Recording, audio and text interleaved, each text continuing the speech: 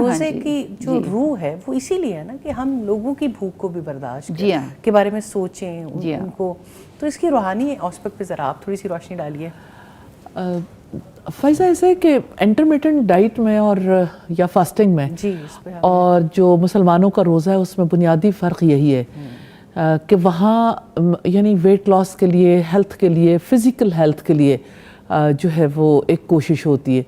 اور یہاں پر یہ ہے کہ اس کا جو اسپرچول آسپیکٹ ہے، اور اس کے ساتھ میں یہ سمجھتی ہوں کہ آپ کی جو مینٹل کیپیبلٹی ہے اور آپ کی جو عقلی یا آپ یہ کہہ لیں کہ آپ کی جو ذہنی صلاحیتیں ہیں اس کو بھی اس طرف مائل کرنے کی کوشش کی جاتی ہے کہ انسان جو ہے غور و فکر کرے، سوچے.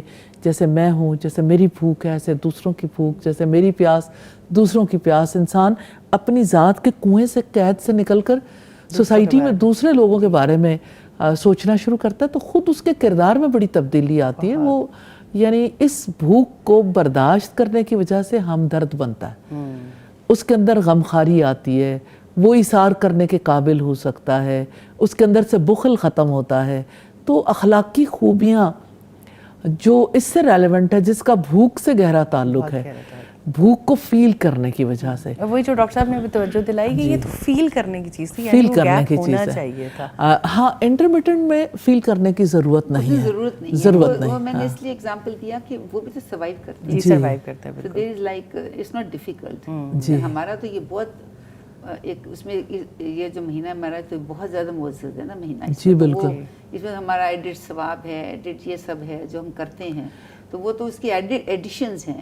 لیکن جیسے آپ نے فوڈ کی بات کی تو میں نے کہا کہ فوڈ کوئی ایسا نہیں ہے اسکیری تھنگ کہ بھئی ہم نے اس کو بہت کور کرنا ہے.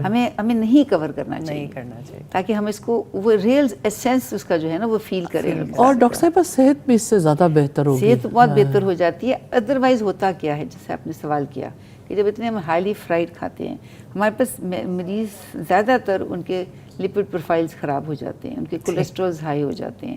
پھر سوڈیم بہت کھاتے ہیں، نمک اتنا کھا رہے ہوتے ہیں بیکاز سموسے پہ، پکوڑوں پہ، ہر چیز پہ وہ چیزیں وہ ہیں جس پہ ہر چیز نمک نہیں ڈلے گا تو کھائی بھی نہیں جاتی. تو وہ نمک کے کنٹینٹ اتنا زیادہ ہو جاتا ہے کہ ان کے بلڈ پریشرز کے پرابلم آنے شروع ہو جاتے ہیں. اینڈ تھرڈ جب میرا ایکسپیرینس میرے کلینک میں یورک ایسڈ بہت ہائی ہو جاتا ہے بیکاز ہم پانی کا اتنا تو نہیں پی سکتے اور ہم کھاتے اسی طرح ہی ہیں، ہائی پروٹینز اور بہت برگر اور سب کچھ کھا رہے ہوتے ہیں. تو یورک ایسڈ بھی لوگوں کا ایک بہت ایکٹیو ہو جاتے ہیں. بلکہ یورک ایسڈ تو جو میرے پیشنٹس ہیں ان کو 10-12 روزے کے بعد شروع ہو جاتا ہے. اسٹارٹ ہیونگ ایکس اینڈ پینز. اور پھر ان کو ان کی ڈائٹس بدلنی پڑتی ہیں بیکاز بیسن بھی تو وہی ہے نا، اٹس لائک جی بالکل ان دالوں سے بنا ہوا ہے.